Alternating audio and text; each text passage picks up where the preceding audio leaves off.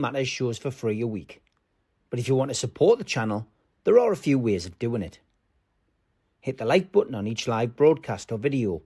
This helps the channel grow. Hit the subscribe button and select the all notifications option. Hit the thanks button to buy a super sticker. You can do this on the live chat too. You can also join our Patreon page or buy us a coffee at the link in all of our video descriptions below. We are also looking for sponsors. If you want our latest advertising rates and how you can get involved, then email John at nufcmatterspodcast1892@gmail.com. Thanks for watching.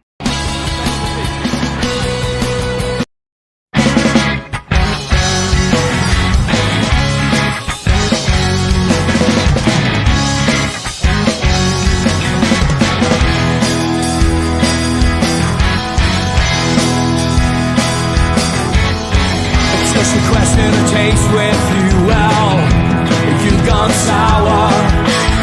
You want the world plus everything, but you won't work an hour.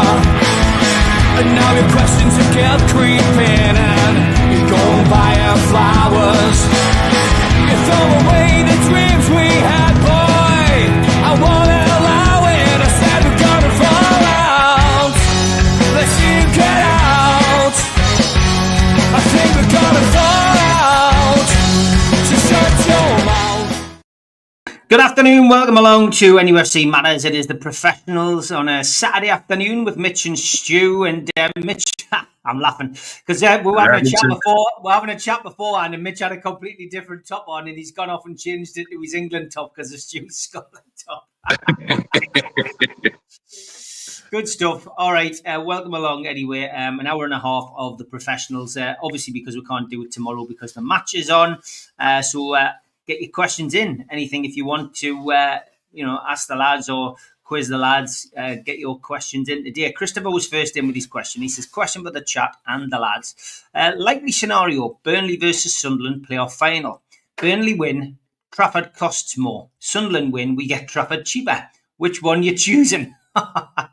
After today's result, we may not have to worry about that because Sunderland were dire today. I think, Mitch, you watched that game as well, didn't you? I caught the majority of that game, and I have to say they are poor at best. And I'm trying to be, unbiased to the best of my degree. But that Luke O'Nien is a pure comedy footballer. If they came up, I would love to see what Alexander Isaac would do to him. He'd time and nuts. The grounds would take a fortnight to dig him out of the ground of the stadium. It'd like to be screwed into the bloody ground so deep. There's just nothing there, no quality. And today that goalkeeper looked horrendous. Patterson, yeah. And has a pot belly, which is, I cannot really say much, but I'm not a professional footballer, and he is. Yeah, it was. Patterson. I was out with Ted this week, who does the Three's a Crowd podcast, and he was saying Patterson's getting it right in the neck from the supporters. He said he's the player they all love to hear, and didn't do himself any favours today, really, by not coming to claim a ball, and obviously that led to the only goal of the game at the Stadium of Light, and Sunderland have lost 1-0. I'll keep an eye on the scores in the Premier League. Spurs have took the lead at Ipswich. Brennan Johnson has scored in the 18th minute, but quite a quiet start to the Premier League so far. Manchester United, of course, who are in a relegation battle, through 2-2 with another relegation threatened team, which is Everton. So they probably count that as a point gain. They were 2-0 down, but managed to pull themselves back into it, although VAR had a controversial decision at the end of the game. Again, another one of those situations where maybe the referee's on-field decision should have stood. VAR shouldn't have really interfered in that. But anyway, we'll move on.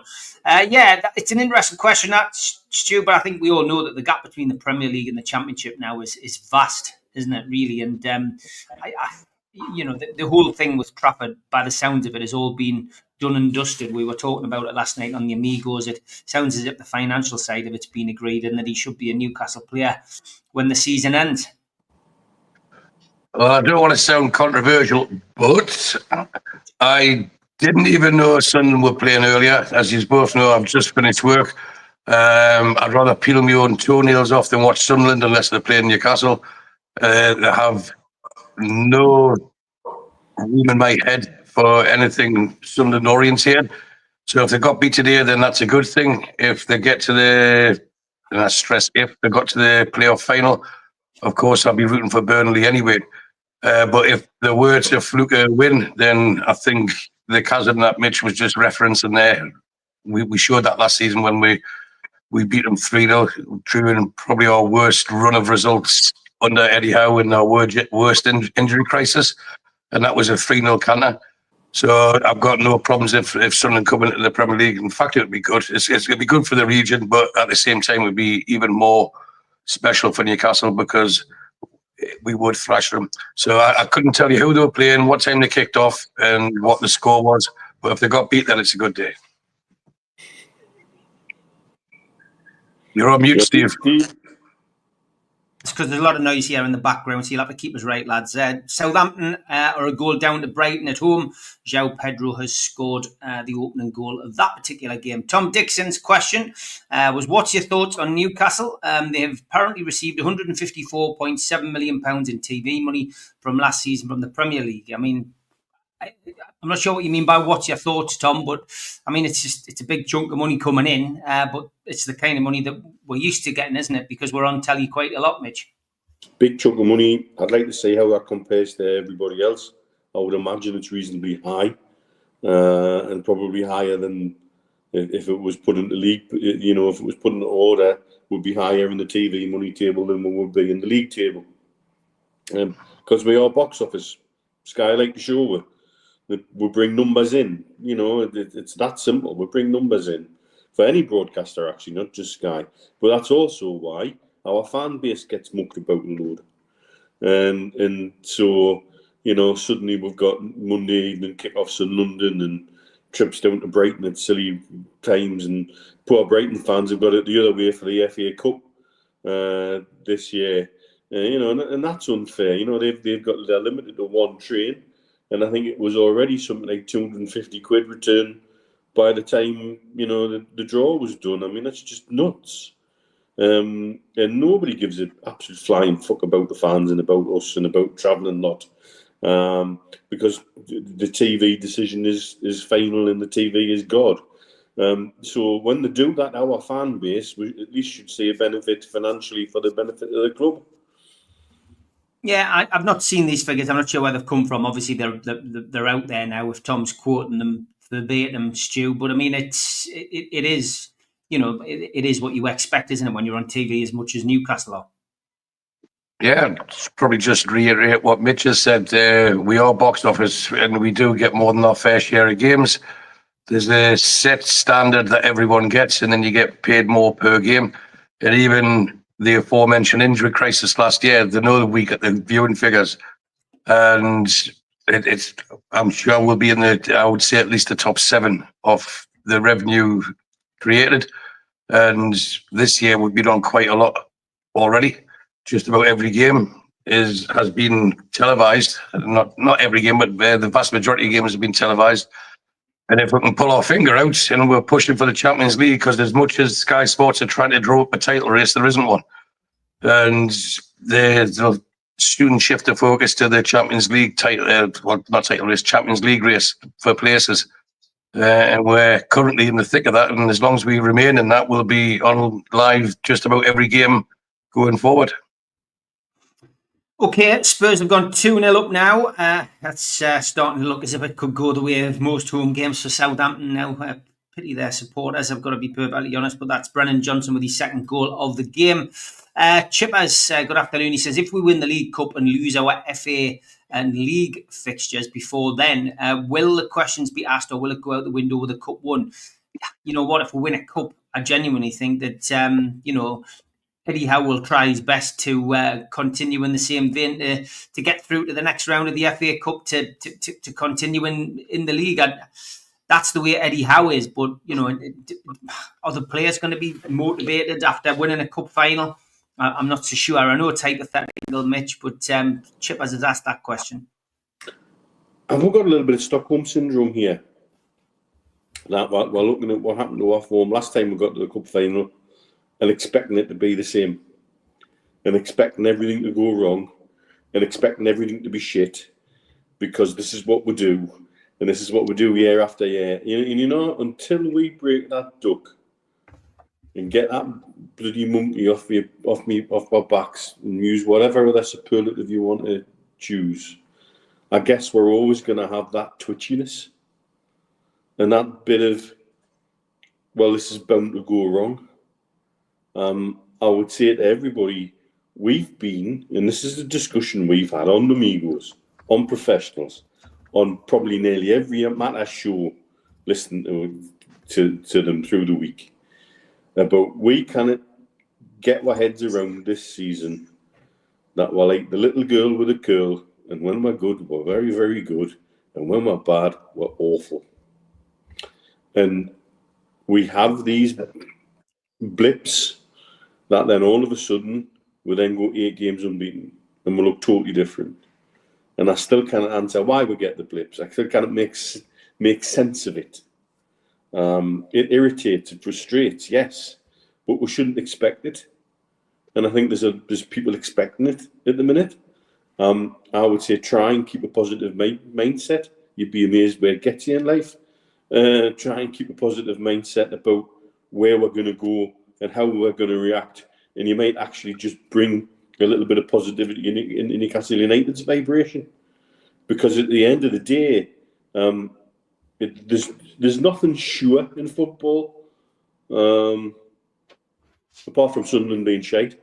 That's the only football certainty. But other than that, there's nothing sure. And we could go now on an unbeaten run to the end of the season. We've shown we've got the bloody potential to do it. We've rocked up at Arsenal, and we've handed Arsenal their arse twice in a cup semi-final. And in fact, we're the only team that's even worried Arsenal in many ways all season. So exceptionally frustrating. I think, yes, if we go on a strange losing run, of course questions were asked, but I was asking questions after 5 games. I was asking questions after the Brentford game. What bothers me most, they're the same bloody questions, and I don't know how we get there. Yeah, that's the question on the screen there. If we win the League Cup and lose our League and FA Cup fixtures before then, will questions be asked, or will it go out the window with a Cup won, Stu? Well, my dear departed grandmother told me a saying that if is a small word with a very big meaning. What happens if we don't win the Cup? So I've said it before, I've said it on here, that I would lose every single game of the rest of the season if I guaranteed us winning a cup. And I think most fans of a certain era would go along with that. Hypothetically, of course, when you're losing the games consistently, you don't want to, but there's no guarantee we'll win a cup.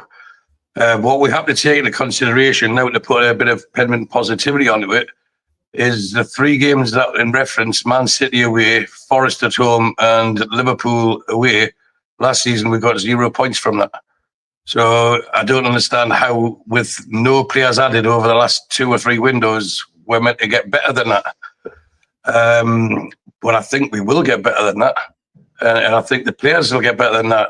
I think most of the fury comes from the huge swing in performances, from how we dispatched Arsenal and contained them comfortably, to restrict them to 1 or 2 shots a goal the whole game, to just basically opening the back door and saying, help yourself.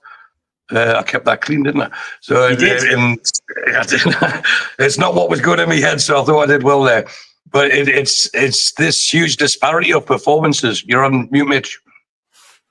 He's been talking about Brennan Johnson, and you're talking about back doors. Well, saying that, I was going to, now I'll say it, I was going to add, I said the only person who scored more than him this weekend is his lass. So that's, if anyone's up to date with his current social life, then they'll get that joke. But can Newcastle win the League Cup? Of course they can, but like I said, there's no guarantees. But I think you will get these swings in performance because of the limitations of the quality of the squad. And sometimes whether they anyhow want to admit it, whether players would admit it. This is their big game. This is their chance. They'll know they'll become a hero for life. Legendary status on Tyneside if they can win a trophy. So they will hold back a bit, even if they don't intentionally mean to. I think subconsciously they will. But I think last week was a rude awakening for them. And they realise if they drop off a little bit, they will get dispatched too easily. And we know that's where the frustration comes as a fan base.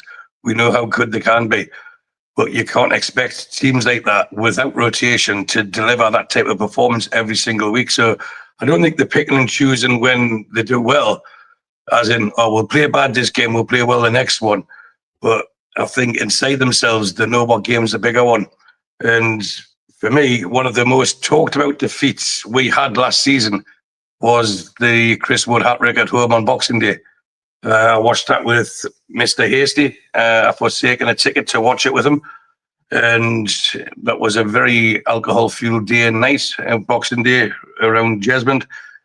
And even now, people are still referencing, we got beat more than once last season, but everyone still talks about the Chris Wood hat-trick. We got beat at home at Forest. Forest weren't where they are now, so maybe that was the shock. But they've been able to spend, they've been able to improve, and they have done. So for me, did we underestimate them last season? Quite possibly, because we did rely a lot on our home form. But as sure as God made little apples, I don't think we'll underestimate them tomorrow. And it does have a feel of a must-win, big match feel again this season. You know, every game seems to be a must-win. But we're not going to win every game between now and the end of the season. And for me, and I'll never speak on behalf of the supporters, but the amount of support and what I've read, what I've heard, who I've spoken to, it was the manner of the defeat last week, which was not even worrying, because if you start thinking about it deeply, you can understand why it's happening. But it was just the manner. There was an air of acceptance very early on in the game that we've lost this. So I'll protect myself a little bit. And we as a team, it's the unity, the strength, togetherness that's helps us overachieve. But when there's a drop off, people become a bit selfish. You can see the huge difference. But I think tomorrow they'll go into that. And I know it gets away from the question that was originally asked. But can they, if they lose all three games and then the West Ham game and the Brighton game before the final this time last year, we went out the FA Cup at the same time away to Man City. I was there. Then Brighton at home in the FA Cup. If we lose that, which we did when I was sitting with you, Steve, yeah, would the results be any different to the year before? But it's hard to go for a 4 or 5 game winless run and then expect to turn over the league title winners elect and one of the best teams in Europe currently. But Newcastle are capable of doing so, and that's the enigma that we need to work out. But I think tomorrow they'll be bang on the money. Okay, plenty of questions coming in. Lee says, afternoon, lads, do you think we'll invest 100 million or more when the transfer window opens, with Trafford and other names already being discussed? Is Ben Jacobs watching? Because I'm not going to have a bet before I give a figure. What do you think, Mitch? More? Look, it's very clear. A lot of people in the press now are even saying that we're now well positioned from a PSR perspective for the next transfer window, and how critical the next transfer window is to the development of Newcastle United in the short and long term. So you can take from that what you will. I would expect money to be spent, because I think we're moving, once we get past June the 30th here, into yet another period. Another not so good period disappears at the back end of the 3-year cycle, and we have positioned ourselves well. We also might know more about potential sponsorship deals and other things that might skew us in a positive angle from a PSR perspective by then too. So yes, I would never ever use the word expect, but I would certainly strongly hope that we're in a position whereby that amount is a small amount and far less than the total amount that we could ultimately spend in the next window. Stu, I mean, you did go through a bit of a backwards and forwards with Ben Jacobs, but yeah, I mean, you can't really put a figure on it, but we've got to spend more money this transfer window. I mean, there's already a sense of, kind of apathy from some people because we've just given extended contracts to people like Dubravka and Kraft and, talk about Shaw getting an extension, Callum Wilson being linked with an extension, but does that mean we're not going to sign anybody in the summer again? That's the kind of mindset that people have around Newcastle after 3 almost barren transfer windows.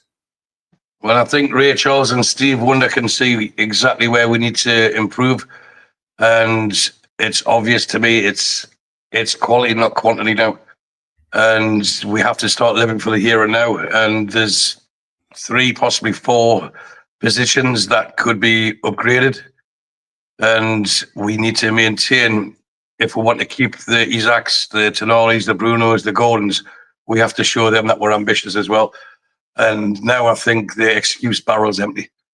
The figures that Tom mentioned there, the things that happened with Manchester City, even then, I'm not going to go into a Peter Silverson rant, but the things will change between now and the transfer window.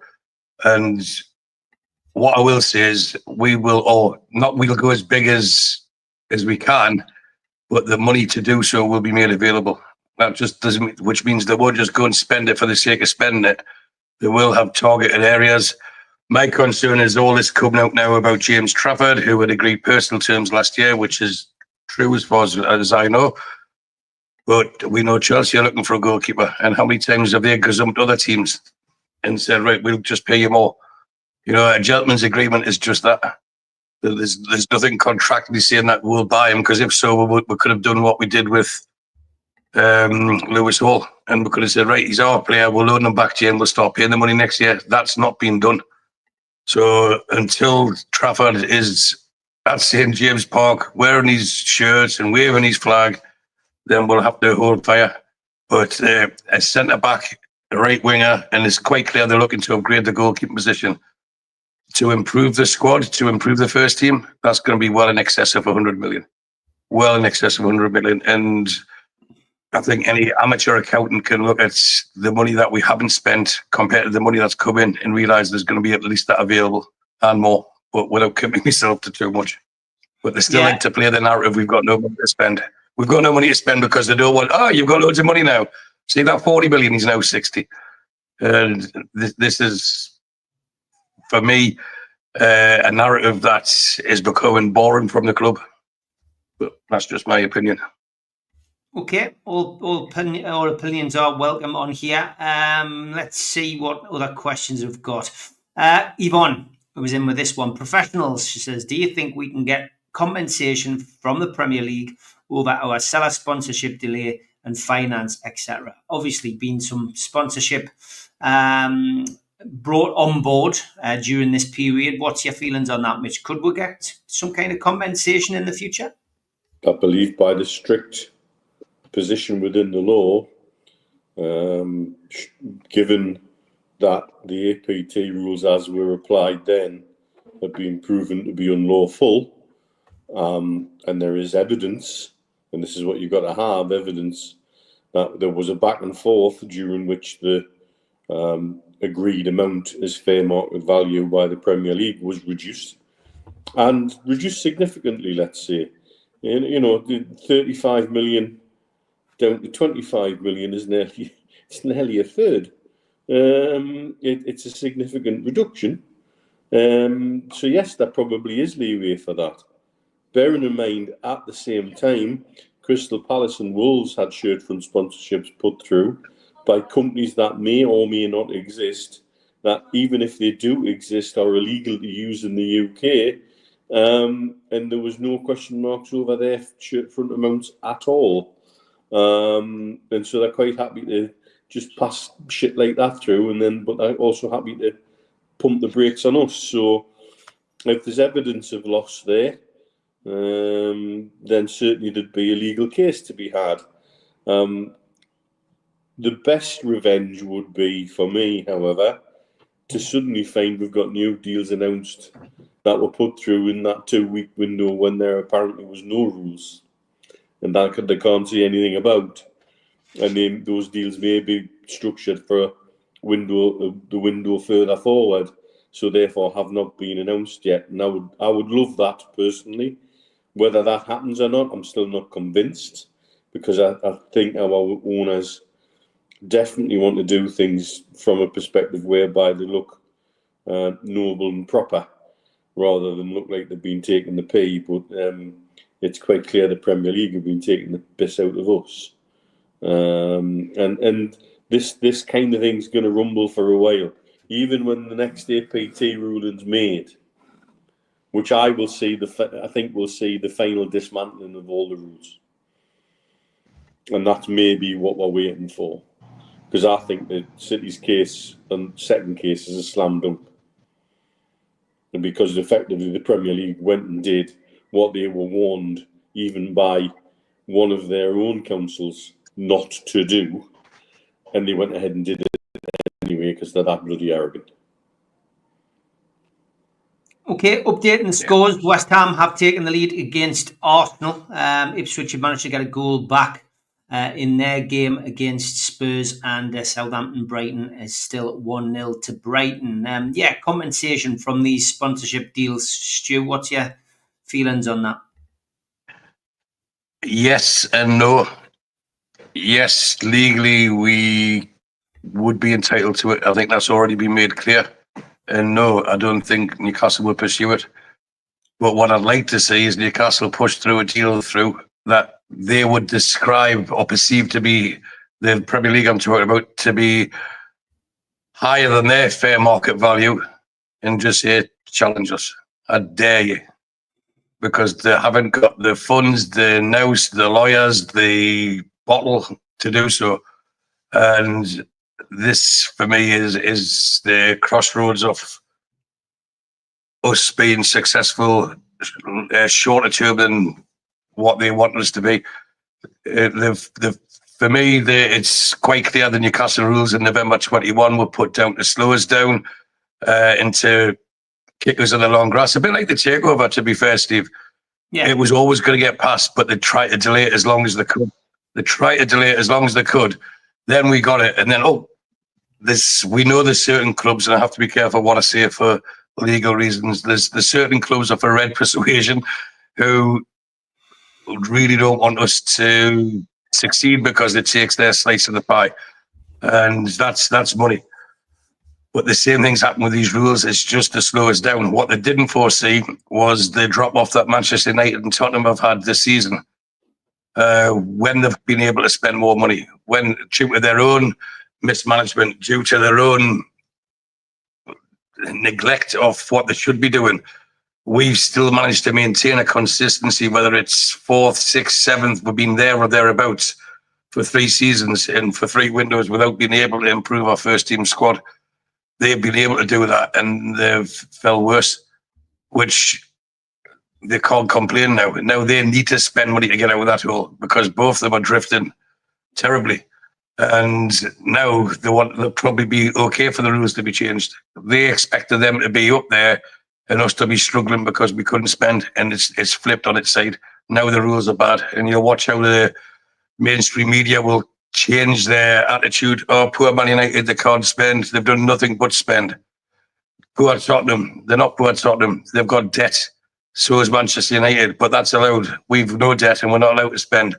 And it's the same old argument, and the restrictions will, as Mitch said, it's a slam dunk. I don't even think it would go if the Premier League have got any nous about them, anything to try and save a bit of face. They will get Manchester City, Newcastle, or Aston Villa and Forest round the table and say, right, guys, we can't let this go on. It's bad for the league, which is bad for us long term, and come to an agreement that will be heavily weighted in our favour. That's how I expect it to go. I really can't see them getting embarrassed again with Manchester City on exactly the same thing as the last one got approved from. Why would it change? If anything, it would be more resolute. It would embarrass them for even trying to challenge it, because Manchester City at the time warned them, do not try and rush through new rules, wait until the hearing was announced, yet they still went and did it. And I think that's because they were getting whispered in their ears. Look, let's do this. Let's get this changed. We'll do this. We'll try. And it was all to help the clubs with loans with zero interest or very low rates of interest. And that's why teams like Chelsea and Everton switch sides. It's quite clear what's happened. And if they do allow this Act 2, as it's called, to be pursued, they will be embarrassed and it will damage the brand, for me, beyond repair. So I think they'll try and fix it before it comes to that, which will only benefit us. Okay, Sam, I love this question. He goes, hi lads, help me out. I'm trying to put a team together of nicknamed players. Pedro, Pop, Ankles, Jinky, etc. But I'm struggling with defenders. Anyone come to mind? Steve Howie's nickname was the Boy, Sam. So that could be a good one for you. Are you looking for nicknames that we gave players, or are you looking for nicknames that were actually the nicknames that the players gave players? Because the Boy was definitely Steve Howie's. Anybody else that you can think of, lads, that comes to mind? Most obvious one's Gaza, isn't it? That springs to mind. Mm-hmm. John Bailey, Shite. Is that a nickname that you gave him? I think everyone who watched them did. I mean, Warren Barton sent a Parton, but again, that was a song that was given to him. I don't think that was his nickname, but was it? Yeah. Well, Bez. Yeah, you got Bez, yeah. Yeah, I mean, Sarge was Paul Goddard's nickname. You can mention J7. J7, I suppose, that's a nickname. Joe Linton, yeah, J7. Anybody else in the chat? Ando, says Roger Cook for John Anderson, of course. Dobler was David McCreary's. Yeah. But yeah, Dizzy was Keith Gillespie's. Dizzy Gillespie. But anybody else in the chat? Anybody else got one? The cat was Ronnie Simpson, says your dad, which is good. What's that beer? Only defender I got. Beer. Bez, I think it's meant to be Bez, I would say. Yeah, Nash was Lee Clark's, yeah. Well, you've got the Boy, which is Steve Howie, Sam. Any other defenders, anybody? Does anyone know? Killer? Well, you've got, for sure, you've got Carl Court, haven't you? Killer Kilclain. Well done. Good one. Killer. There's another defender for you. What was You missed that. That was very clever. Carl Court, for sure. Oh, yeah, Bobby Robson. Yeah, I did get that. Because Mitch said Killer when he talked over the top of you. That's why we missed it. Sorry. No, it's not over. We're all jumping in. Anybody else got a defender? Come on, George. You must know John McGrath's nickname. He must have had one. There must have been a couple in the Fairs Cup team. Bob Moncur, what was his nickname? We even got Rolls Royce for someone like Botman, haven't you? There's loads you could cite the different players. Yeah, okay. Well, it depends how snotty you want to get, isn't it? Have some fun with that in the chat while we crack on with some other questions. George is asking us a question. He says, "What do we expect out of the alleged chairman's visit this weekend?" There's apparently supposed to be some kind of visit to the club either this weekend or next weekend. I'm not sure when it is. I would presume it must be this weekend if there's lots of people talking about it on social media. What do we make of that, Mitch? And do we think there'll be anything comes of it? It depends if it's just a routine type board stroke shareholders meeting, or is it something that's been called with what's going on in the background over APT, sponsorships, etc. in mind? And I guess we'll never know that. It's speculation, isn't it, really? I would hope it's not just one great big jolly for some people who like to get out of Saudi just before Ramadan and they can let their hair down a little bit and, I don't know, go to the casino and get themselves shit-faced and stuff. Because we know, well, you've been with one yourself, Mr. Penman, recently. Yes, not the casino, but So, we know they like to let their hair down pre-Ramadan. It doesn't have the feel of a jolly. It does have the feel of something perhaps a little bit more serious. But I genuinely don't know what to expect out of it. How about he's coming with a big, not a brown envelope, a big white envelope, and it's got Mr. P. Silverstone written on it. And when he opens it up, there's a list of companies in the Middle East and says, call these FFS. Well, we had... Possibly it could be that. We had certainly a stall at the recent PIF Investors Forum, didn't we? Mm-hmm. So we've had that going on in the last couple of weeks. And all the companies attending were encouraged to go and speak to Newcastle United. So there's something brewing. There's definitely something brewing. There ain't no smoke without fire. But quite what it is, it's very difficult to predict, and they play everything close to their chest these days, which is quite good, to be fair. Yeah, but we can always over-dramatise it as well, Mitch. Just like chairman comes to visit and watch his team. He has a hectic schedule, we know that. And I think if he had his own way, he would probably move to the region and play golf every weekday and watch Newcastle at the weekend. That's how you'd like to do it. But unfortunately, he's the chairman of one of the wealthiest sovereign funds in the world, and he's called here, then everywhere. And we've mentioned this so many times on this platform. We are a very small part of PIF collective, and I think percentage-wise, we'll probably get a bigger share of his attention than other companies do. So yes, I understand it's good for him to come here and see us, and it's good for us to know that there's still an interest. It could be as simple as that.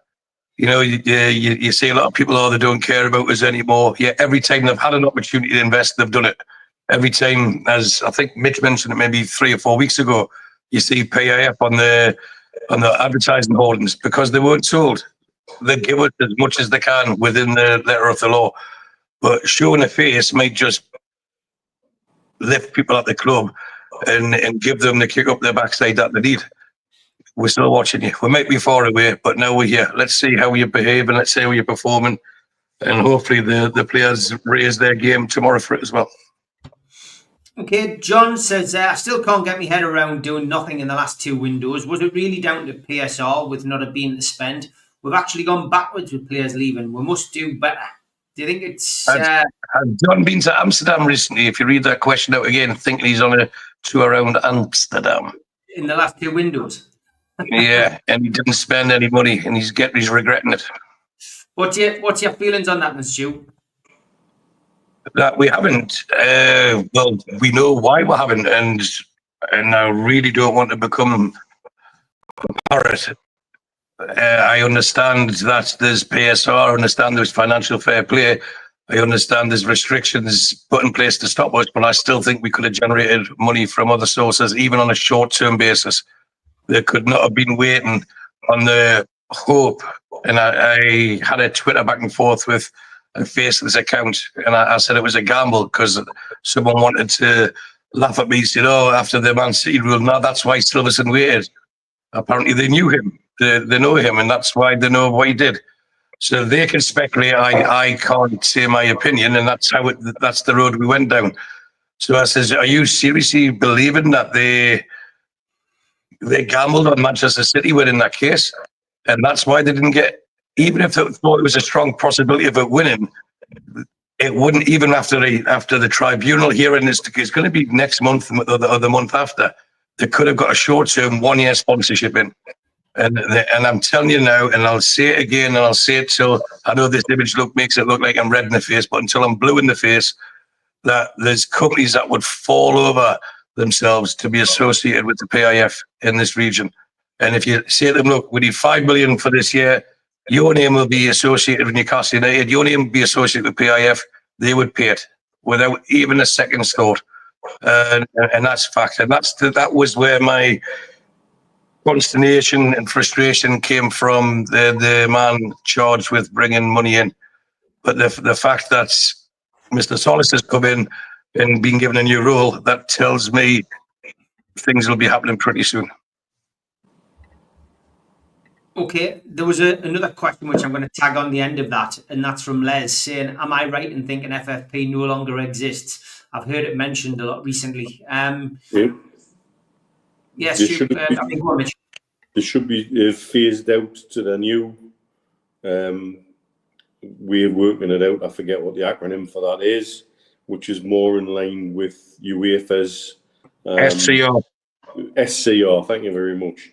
Which is more in line with UEFA's percentage wages to income ratio. However, they announced a couple of weeks ago that they were going to use PSR for another year. I think because of the whole mess with APT and the legal sort of mess that they've got on their hands, and that they're still trying to sort out and will be still sorting out in the next season. So they decided to stick it as it is, which actually in the short term helps us get our house in order to get more towards the percentage ratios that they want in place. If you look in the news recently, they're saying Villa are nailed on to fail UEFA's this season because they're running at something like 96% wage to turnover, and there's no way they can turn that around. But what's the consequence of that? I hear everybody say, well, not a lot. Chelsea got fined a very paltry amount for doing exactly that last season. And they went to UEFA and had a lovely cup of tea and took them some nice biscuits and sat down around the table. And UEFA said, "You've been very naughty, boys.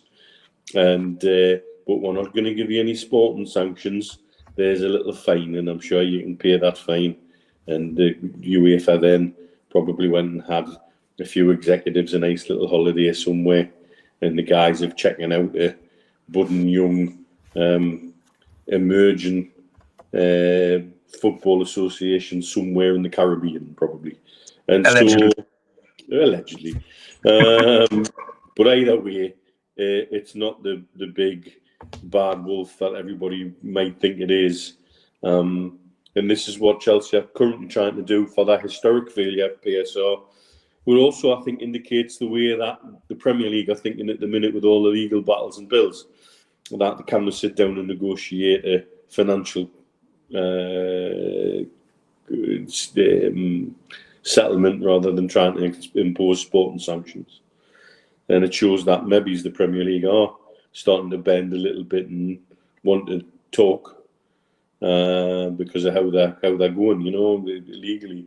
But that's the situation. It's been rolled on for another year, which in the short term actually helps us a little bit. Okay, we are halfway through the show. It is time for the ads. Get your questions in. We will be back after this. A big thanks to all our sponsors, Skips and Bins. Say hello to low-cost waste disposal with pay-as-you-go and contract waste management. Find them at their website, skipsandbins.com. Contact them, www.skipsandbins.com/contact. A big thanks to Mr. Vicky's Sauces, handmade in Cumbria. You can find them at their website, mrvickies.co.uk, email info@mrvickies.co.uk, or telephone 01768 210 102. A big thanks to our fanzine sponsor, United Group Travel. 2 crew, driver and courier, local family company, 3-star plus quality hotels and no interchanges. All excursions included. Find them at their website, www.unitedgrouptravel.com. Email them at beverly.ugtl@gmail.com. Telephone 01670 632 460 or mobile 0791 666 4174. Just £30 per person deposit. There are no strangers on our tours, just friends you haven't met yet. A big thanks to Media Arts for all the help with the technical side of things. You can find them at their website, media-arts.co.uk. If you want to listen to us as a podcast, you can go to Sports Social Podcast Network. You can also find us on iTunes, Spotify, and your other podcast providers. If you want to help support the channel, hit the thumb up, which is the like button. Click share to share to your other social medias. Click join to join the channel. And click the subscribe button. We've also got links in our description for buy us a coffee and to be a Patreon member. Some events coming up: an afternoon with Sir Les Ferdinand, 6th of April, 12 till 4. Tickets available from ticketmaster.co.uk. No Covers takes place at the Cluny, Lilac Lane, Ryder and the Chris Norris Band. Tickets from theclooney.com or by telephone in 0191 230 4474. An evening with Steve Howie and Steve Watson, hosted by Joe Allen, takes place at the Tyneside Irish Centre on the 27th of June. Tickets for that are from newcastlelegends.com. An evening with Peter Beardsley and Chris Waddle takes place at the Tyne Theatre and Opera House on the 23rd of January 2026.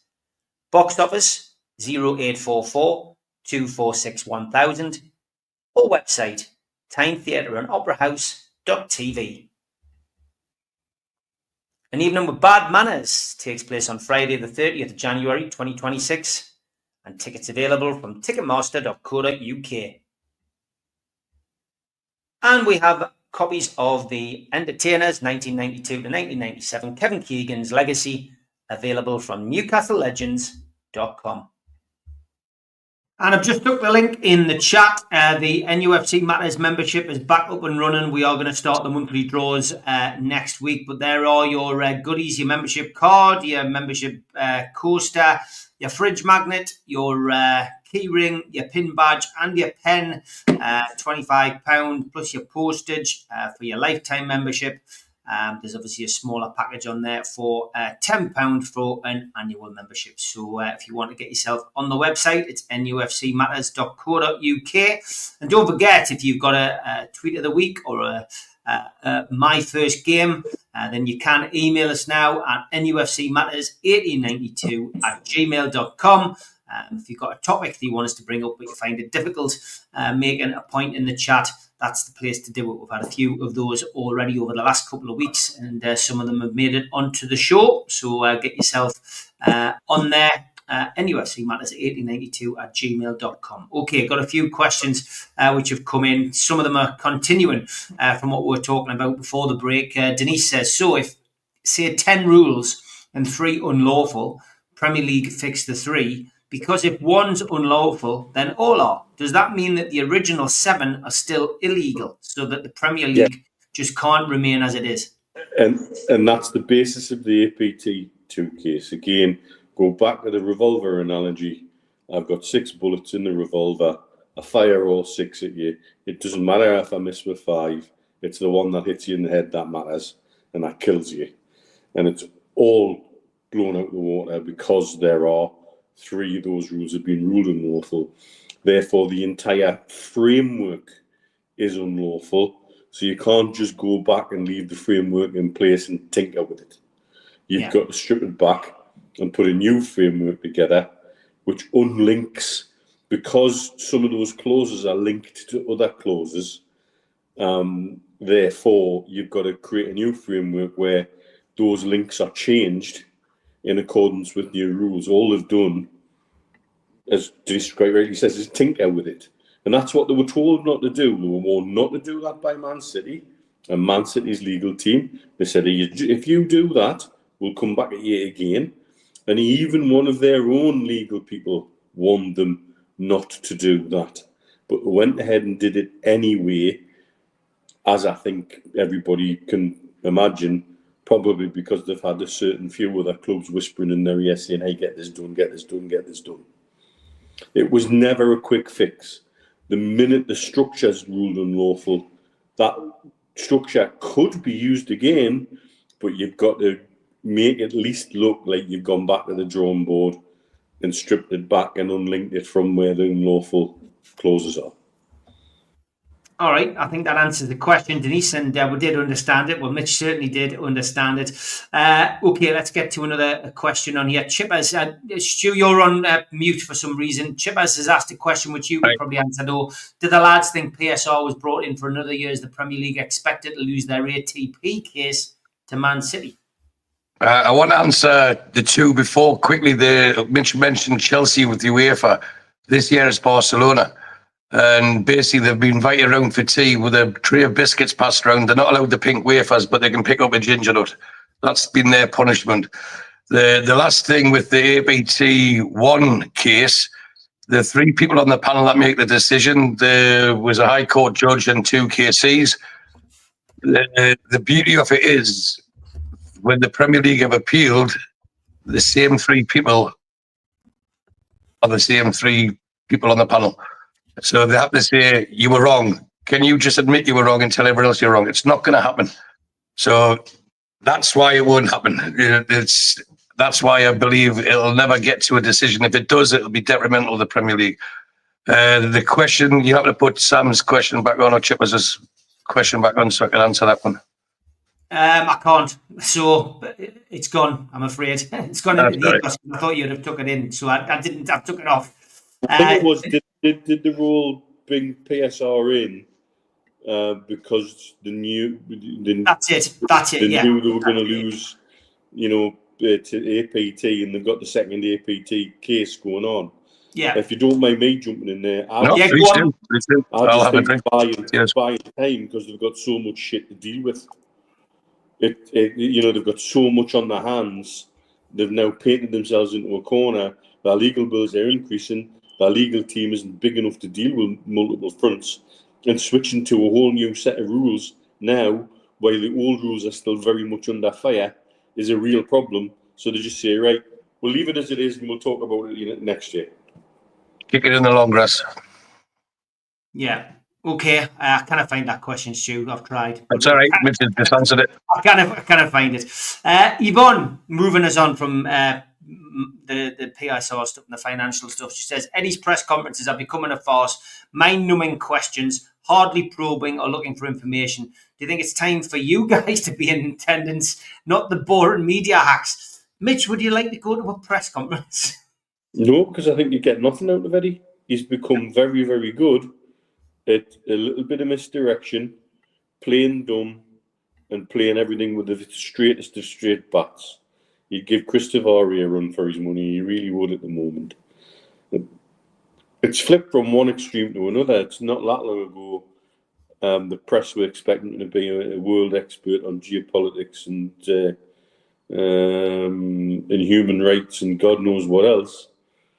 Now they kind of get out of him whether a player's really injured or not. It's become that way. They brought it that way. So well done, you brought it on yourselves. Some of those journalists, one in particular, ask some of the most mind-numbingly banal questions I think I've ever heard in my life. I have to say, if I was in that room, I'd just want to grab the bloody microphone off her. Say, no. Before she even got anywhere near asking a question. And there's others which are, very predictable in the way they ask their questions and try and set their questions up. They've even given up trying gotchas on him because he's been that good at navigating through them. But if you look at a lot of the press conferences, because of the timing of the press conferences, I'm often at work, and I tell you how I sometimes follow them is on sort of BBC's live ticker, and so many of the answers and the comments must be one of the easiest jobs to do, because you must just have a load of things just pre-written to copy and paste, because that's all it is every morning.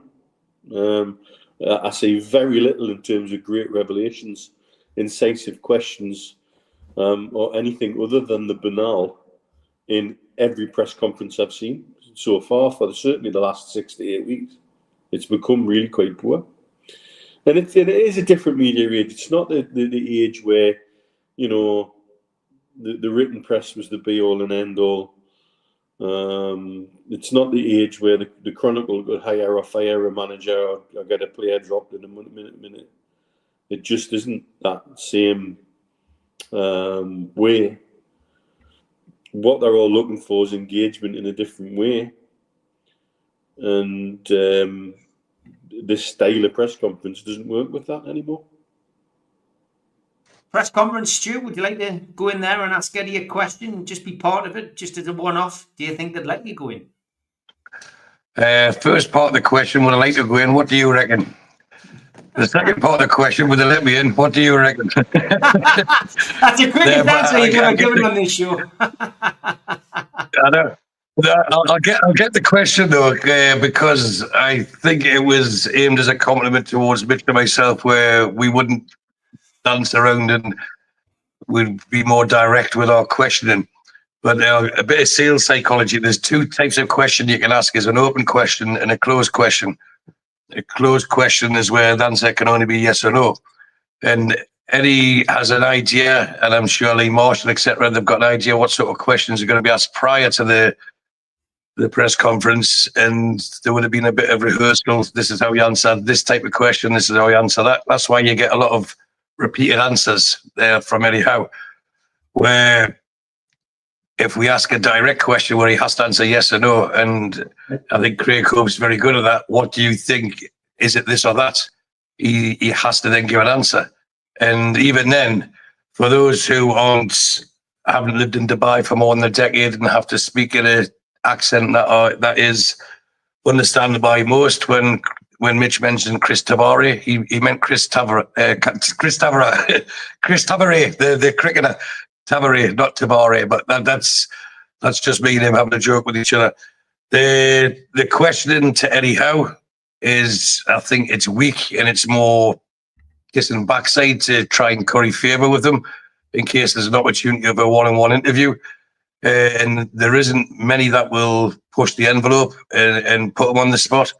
But even when he does that, he'll either avoid the question, dance around it and say, I can't answer that, or end up politician-wise and give an answer that had nothing to do with the original question. So I think the frustration for me, and I think a lot of people who watch it, is that's a stupid question. Why waste? If you only get one or two questions, why would you waste a question like that? You know, on something as stupid as that, especially when someone's already asked it. And for me, it's a lack of preparation. It's not Eddie Howe's fault.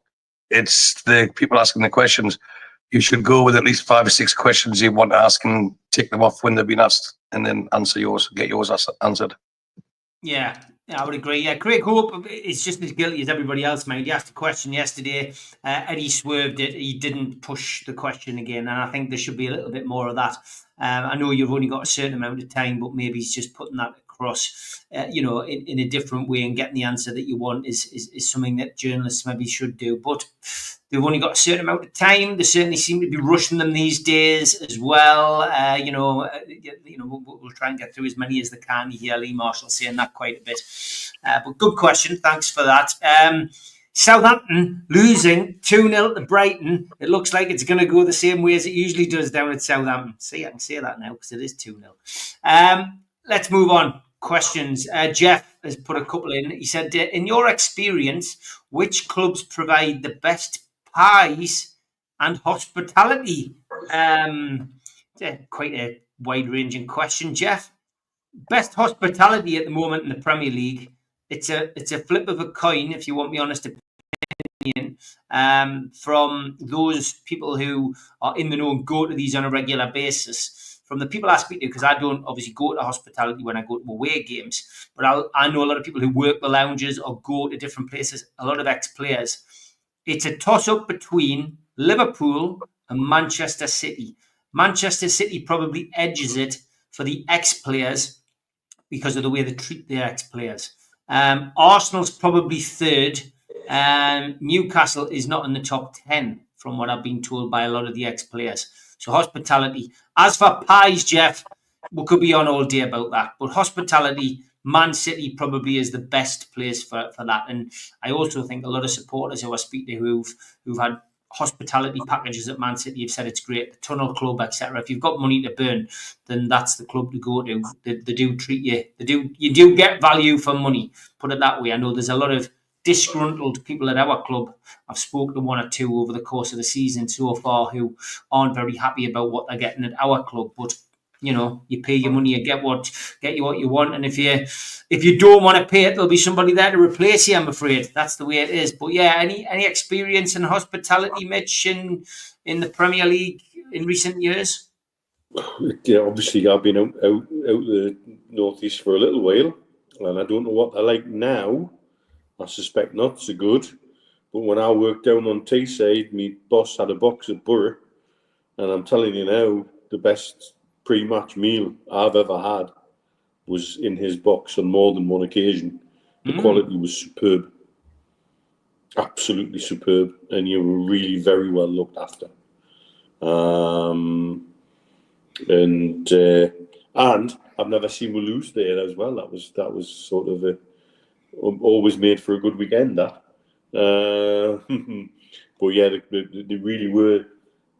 It really did look after everybody in the boxes exceptionally well, and the food quality was superb. At the time, I was a member at Seaham Hall, and I used to eat at Seaham Hall a bit, and it wasn't quite as good as that, but it was very, very good. Stu, any hospitality memories? I'm a product of Kenton School, Steve, so the hospitality is something that's not okay with myself. But the pies, I can tell you about that. But I'll always be biased, but honest in the same opinion. The best pies you'll get will be in Scotland when you get the Scotch pies at the matches. So for those who think I am being biased, try and get yourself the Hearts game, and if you can get a ticket, and try the pies there. They are very, very nice. Mark and Stephen both pointing out that the Black Cats bars canny at Sunderland. Whenever we get them in the FA Cup. Man United offering wrap burgers at Mould Trafford, says Jackie. And Roger says, I've been told both Borough and Sunderland have better hospitality than us. Certainly on the pitch at the minute, conceding goals and giving results away left, right and centre, aren't they, at the moment? When can we expect a ruling on the second APT case? George, I'm not sure we can answer that question. To be fair, I don't think the lads will know if there's it's meant to be next month. It's meant to be next month. I don't think there was a clear timeline laid out, but I would say it's probably sometimes in the next 6 weeks. Okay. If it gets to that. Yes. Sam says, do you think the Premier League legal advisors are not up to the game, or are the Premier League ignoring their advice?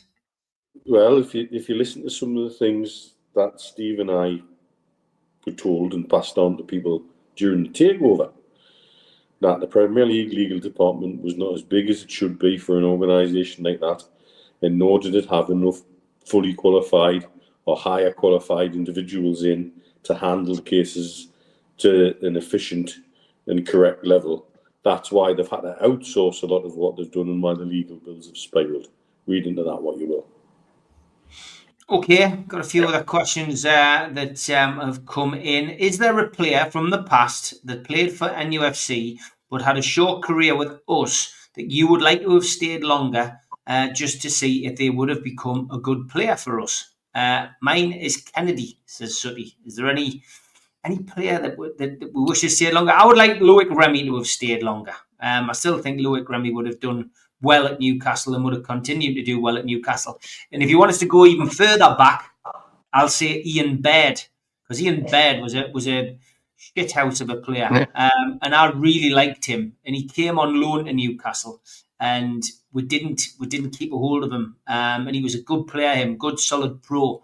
And I think Newcastle would have done well with Ian Baird. So there's my two. Any spring to mind from you lads? I would love to have changed the situation for Yondal Thompson. No, Mark's just chucked in with that one as well, yeah. Yeah. He was on fire that pre-season playing off Shearer. And I think playing off Shearer, had he not injured his ankle in the pre-season, he suddenly became the focal point of the attack, and he wasn't equipped for that. He just wasn't. And I think the pressure got to him. I think it would have been a little bit different for him if he hadn't fluffed that open goal pretty much in the first game, and his confidence just went downhill from there. Right player, wrong time. The situation just didn't work, and I would have loved to have seen how it would have played out. Had we even kept Ferdinand, and he was playing off Ferdinand, he needed to be off someone. And the other one that's worth mentioning, Jinky Jim.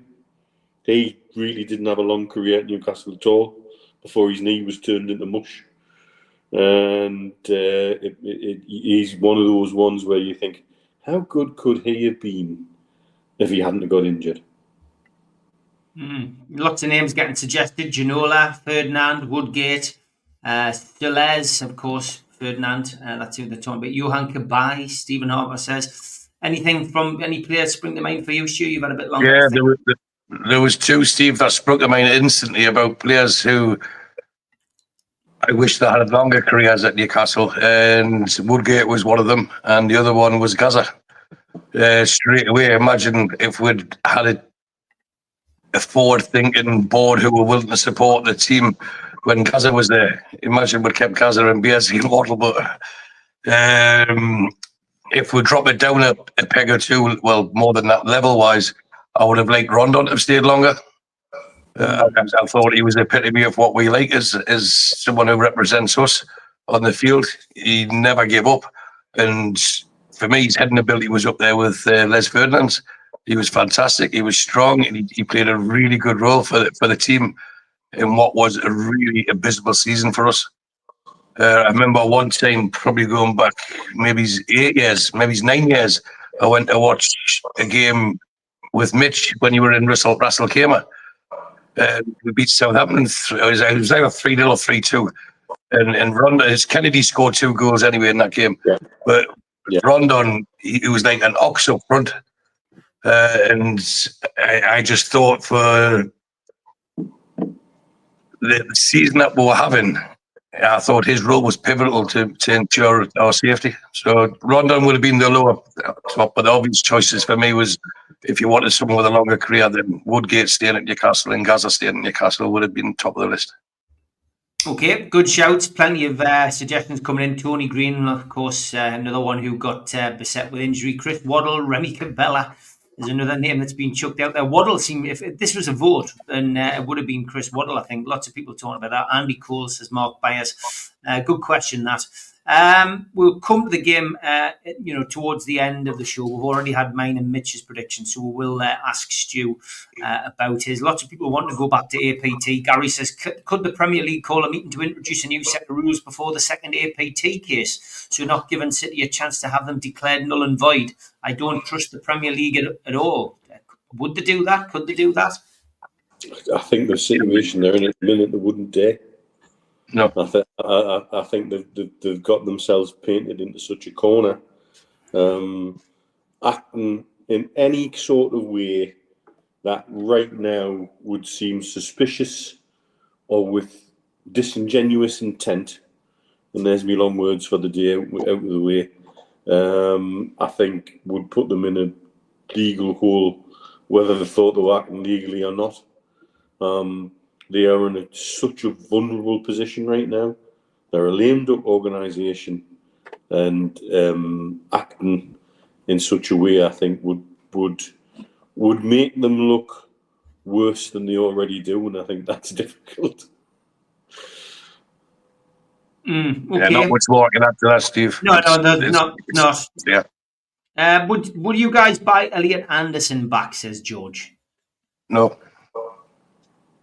I don't think there's any point in going back, and I think he's happy at Forest. And when you got to ask yourself when would that be, and would Newcastle need him? But yeah, I'd say no as well. Mitch, would he play for us? Exactly levels. Would he get in ahead of Miley? Not really sure. I don't know what we would be doing there. Yes, he knows the system. Yes, he knows the players. Would it surprise me to see a clause put in from when he went?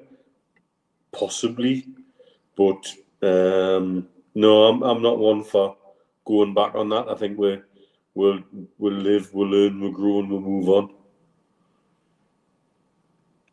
Okay. You know, we talked about earlier, Steve. Sorry, this is off track, but going back when we talked about the Premier League title race, etc., and I said there'll be more focus on the chase for the Champions League places. Well, Bournemouth are getting beat, Fulham are getting beat, Arsenal are getting beat, and we've got a chance to gain 3 points on Man City. And one of the most telling things I heard from the press conference yesterday, so I'm trying to put everything together, was when Eddie Howe says, Nottingham Forest ahead of us and we're trying to hunt them down. So I think they've looked at Liverpool and Arsenal being too far away, but thinking, and I know I said this at the turn of the year, this is how many points we are behind them. This is how many games we've got left. Can we get more points than Nottingham Forest? Are we capable of doing that? Rather than trying to aspire to be Arsenal, with our target, I think, behind the scenes, is we need to get more points than Forest. And if we do that, we'll finish in the top four. And it's a slip from him, which is very unusual at a press conference. But he says, we are trying to hunt them down. And that, for me, was a more inside theory that they've talked about. And I think he let his mask slip there. I just thought I'd add that in before. No, that's good. Yeah. All right. Lee Jones asked a question earlier. He says, with Dubravka and Kraft receiving 1-year contracts, do you expect anyone else who is out of contract to receive one? We mentioned this a little bit earlier about, potentially Callum Wilson getting one. The big one, of course, is going to be Alexander Isak. Will he stay or will he go? The media, after trying to link him with Arsenal for 6 months, have now decided to move on to Liverpool. I noticed the Chronicle doing an article today, more or less saying, we've got, Isak. We've got history of selling big name players. So, that's why it's bad news for Newcastle. But is there anybody else who Newcastle are likely to tie down, Mitch, do you think? Those players who you would expect to leave. And a lot of people suggesting as well that, Dubravka, they're tying Dubravka down so they can sell him, putting him on a contract so they can sell him. I mean, what's your feelings on that? Is there anybody else you think that would sign up? Fabian Schär's another one.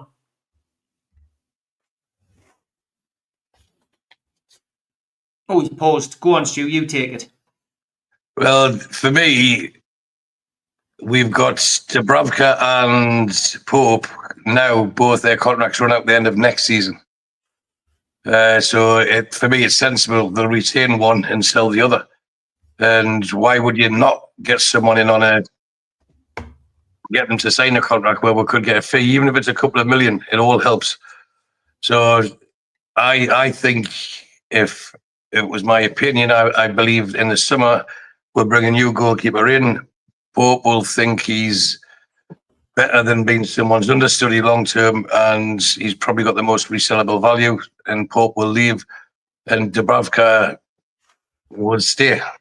And that's just my opinion, how I see it. And I know we had a chat earlier today and yesterday regarding the Dubravka situation and Pope and who's playing and who's not playing. And I think we're both off the same thing. I think it's been a bit shady from the club. I think sometimes Eddie Howe is guilty of favouring certain people and goes with loyalty in the sub story and stuff like that. And because Nick Pope missed out in the final 2 years ago, I think Eddie Howe would like to play him in the final. And this is why I think when Dubravka could have went for his own personal gain, he's going to retire a wealthy man anyway. But that really could have made a big difference to him financially. I think they were talking about quadrupling his wages. And if you get a 2 or 3 year contract like that, for them, for me, I just think it stinks a little bit, where we'll wait till the window closed and then we'll phase Pope back in. But had Dubravka left after the Arsenal game, we really didn't have, it would have been Vlachodimos having to play in goal, which is quite clearly something that Eddie Howe doesn't want to do. So I think they've given flowers a bit and said, look, you're number one, it's your job, it's your position to lose. And then, as if they're waiting for an opportunity to bring Pope back in, and losing 4 goals at Man City, there you go. Let's give Pope a run out. Are we going to concede 4 tomorrow? Hopefully not. Then he's done better. We'll give him a run at the cup final. Then we've got the Liverpool and the FA Cup. I'd be shocked now if Pope's not in goal at Wembley. I think Pope will be in goal tomorrow. Yeah, me too. I genuinely think that now that Dubravka's contract signed, that will be the next step. I think, and I think we were saying in our WhatsApp group backwards and forwards, he's going to have to give him some game time. But yeah, I definitely think that he will play him, and that'll be it. But, with Nick Pope, Mark Byers makes a point which I've seen a few people making on social media over the course of the last few days since the Trafford story started to build momentum, and that is that Pope could return to Burnley, and I guess Burnley go back into the Premier League this season. then that's a great move for him as well. He's another Premier League club. He will be going back and potentially getting some, you've got more chance of getting game time there as well. Yeah, on the face of it, it's a simple option, isn't it? We'll take their keeper, they have ours, who's Premier League tested proven. He knows the club inside out, so it's not someone they've got to bet in, and he'll do well for them for that season if they were to get promoted. If they weren't, then the whole scenario changes, doesn't it? If they don't get promoted, then that makes Trafford more attainable for us because they'll need the money because they lose a certain segment of the parachute payments. And would Pope want to drop down as he goes into the last few years of his career? Would he want to drop down a league? Well, that could be his choice, or perhaps one of the clubs coming up might take a gamble on him. But I think Nick Pope will realise that he's not going to be our number one next year. So he's got a decision. Does he sit in his laurels and seem to be happy with it, as Dubravka seems to be, which says more about him and his ambitions, which is upsetting for me. Not upsetting, but it frustrates me because he could have just said, I will stay as long as I'm playing. I am your number one. And it seems to me he's just took the extra year's extension, and that could be being a bit harsh and impersonal because the other things, he's got young kids at school and things like that. And it's a pain moving a family. Sometimes we forget that as professional footballers, they have to move here, there, and everywhere, and it's not easy to uproot your family and go. But at the same time, when it was life-changing money in Saudi, it seemed that he was going. He thought he was going. The game that you were at away at Arsenal in the semi-final, it was common knowledge that was his last game. They've convinced him to stay. So who's the loyalty to? The man who stayed and helped us out those last few games, or the man who didn't play in the last final? Now, if Pope could kick like Dubravka, then we have the keeper that we need. But unfortunately, that's not going to happen. So it's a tough decision. Another one of these questions from Jeff, which always could have so many meanings. Where, in which region does the power in English football lie? Manchester at the minute. Previously London, currently Northwest, in the future the Northeast. There you go, Jeff. That's it. The future, black and white. How many signings, money spent in the summer will be enough to appease you or fans in general, do you think, Stu? I don't think it's a question of how much, it's who. And if I see genuine upgrades in the positions that we're crying out for, we could generally have even a tilt at the title. It depends on the type of quality they spend, but there has to be upgrades in three. People could say a 4 or 5, but at least 3 positions. There's got to be a right winger. There's got to be a centre back, and there has to be an upgraded goalkeeper.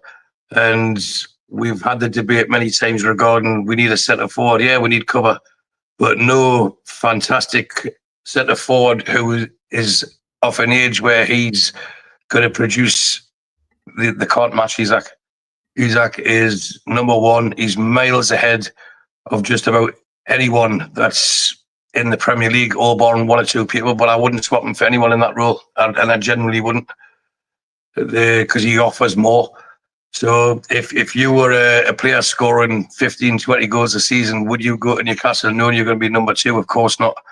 So that's the role for Paul Mitchell, who I'm sure will live up to his reputation and deliver that role. But I think money-wise, how much would we spend? It depends where they buy them from, Steve. If they buy from the Premier League, then obviously the overall figure will be higher than if they go abroad. But we know that Howe prefers tested and proven Premier League. But I genuinely think we can have a tilt at the title, or at least consolidate a top 4 place if and when we spend the right money in the right positions. We're not that far away. Stephen, I've got to agree with you. You can't rate Dubs just for his footwork. He leaks goals. He's nowhere near Pope's level. Look at Onana for Man U. Footwork isn't everything, but Trafford is a future England number 1, and he will provide that, which is, it's a good point. Spurs go 3-1 up in their game against Ipswich. Most of the results going the way for Newcastle, as many of you have said in the chat. Crystal Palace are 2-0 up. They had a goal disallowed as well. Arsenal still losing by a goal to 0, and Skelly has been sent off. in that game for them as well. Probably about 15 minutes left to play in most of those games as we go into the final part of the afternoon. Still got one or two questions left, I think, from you guys. Have you guys heard anything on the young Malaga player who is a free agent that we are tipped to sign? There seems to be a lot of youngsters. He's getting his chips in a row, isn't he, Mitchell? At the moment, I think he's signed a young goalkeeper, I think, from Leyton Orient, Mitch, and we are seemingly going for youth, and that's where he's had a bit of success as well back in the day, Mitchell. I've read the reports. I haven't seen anything more concrete than that. But at the end of the day, that does seem to be one of the things he's addressing very well. Is that we need to add something more, a lot more to the junior levels to give a better quality of players to hopefully coach them up to be even better quality. And because we've had so much in terms of inadequacy within the academy system and picking up decent young players at the right place at the right time, I'm all for it. And I don't care where they come from, as long as they come through our academy. It's not stopped Man City. It's not stopped Chelsea. It's not, it's not stopped Arsenal. So, it's a case of more power to his elbow if he's getting stuff like that right. Yeah. They also then make a bigger difference if sold on from a PSR perspective. Yeah, bringing youngsters in is definitely the way forward, isn't it, Stu? We need to boost the academy, and of course, like Minty, like we had in the summer. Yeah, well, I think in the defensive, it's going, yes, Steve. In the defense of Paul Mitchell, if you can still hear us, he's only playing with the hand he's been dealt with, which is to, at the moment, you can't go out and buy. No, we've lost Stu now. We're not having much luck with the internet across in the Middle East at the moment. It's funny. I've had to come off my iPad and go onto my phone, but when stuff just like this goes on, you usually find out in the next 24 hours that there's either been a regional cyber attack or somebody's been playing around with one of the pipelines through the middle of the Gulf. Because it's weird. It was like what happened to me just before there was everybody just froze. Yeah, yeah. All right. What, Stu? We got part of your point. Do you want to go back again? I don't know which question you'd heard and what question you were to answer. What I was answering was Paul Mitchell can only play with the hand he's dealt with, and at the moment he can't. There isn't funds available PSR wise, not funds wise, but PSR wise to bring in the top quality to make the immediate impact of the first 11. So what he's doing is looking at betting for the future, bringing youngsters in. Not everyone that they sign will become top class. Not everyone that they sign will become first team players, but it is, for part one of the better phrases, throw enough shit at the wall and some will stick.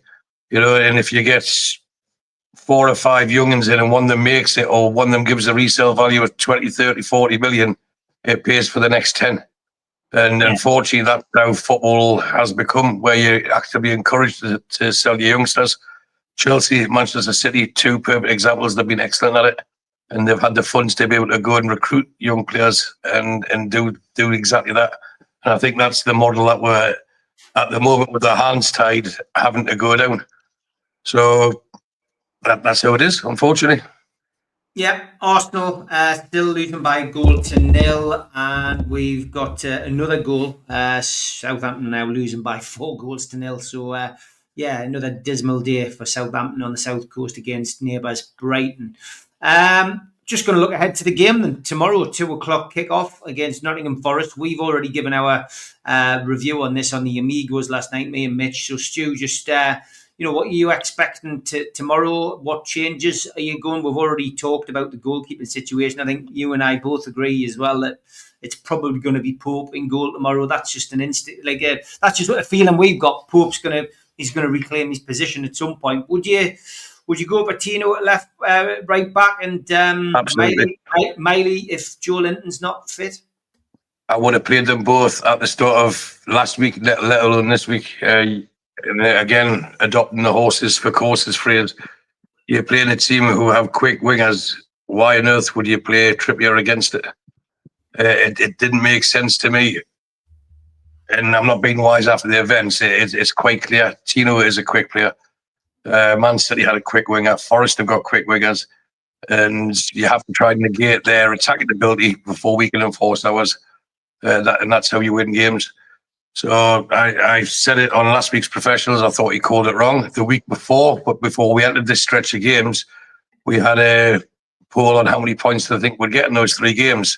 And I was the lowest. I said 5. I said that would win a Man City, would draw with Forest, and would draw with Liverpool. Other people were saying 6, 7s. There was even a 9 out there. However, for me to get my 5 right, which I can't now with 2 games to go, they need to win both games to achieve it. So now, when I first thought that we'd draw against Forest, that's quite possible. I think now we can't afford to do anything but win. And going on from the results or the current scorelines in today's games, 3 points will do us the world of good and put us back in. We win tomorrow and Liverpool beat Man City, we're back above them. And Forest come closer to us. We go above Bournemouth. The league all of a sudden changes so much, and psychologically, so does the players' attitude. They then go to Liverpool with nothing to lose and everything to gain. And Liverpool, we're saying they're creaking, but I've just said they'll beat Man City tomorrow. They can afford to drop points, and they might have a manager who's going to be trying to be too clever and rest players. But going to Liverpool with Alexander-Arnold as their right back, Gordon going back to his hometown, to the club he supported, that would be his time to shine. And they should be knocking the ball in that corner and having a foot race every single opportunity they get. I think we can cause a surprise at Anfield, and that's me being as positive as possible. So let's go for the 6 points in 2 games, because the frustrating thing is we're capable of it. But we're also capable of getting 0 points, 1 point, 2 points, 3 points, 4 points, and 6 points from those 2 games. So it's becoming hard to predict is which Newcastle turns up. Is it the one that just didn't even turn up last week, or is it the one that turned up against us at Arsenal? And I'm hoping that they realise they owe the fans an apology for what happened last week, and they'll go out there and for the 3rd time this season beat Nottingham Forest. We'll go for the 3-1. 3-1. I knew you would. Spurs 4-1 up now against Ipswich. It's a big game tomorrow. Let's hope we get 3 points. I'm going to come and do a Wraith Q&A tomorrow night. I haven't done one of them for a while, so when I get back in, I'll do a live at 6 o'clock on my own, so we can have a chat about the match and hopefully discussing 3 wonderful points for Newcastle and a Chris Wood goal, though. I'd like to see Chris score. That's it. Thanks, lads. Thanks, Stu. Thanks, Mitch. Enjoy yourselves tomorrow. Have a good time, and I will see you when I see you on the next show. Take care, lads. So, thanks, everyone.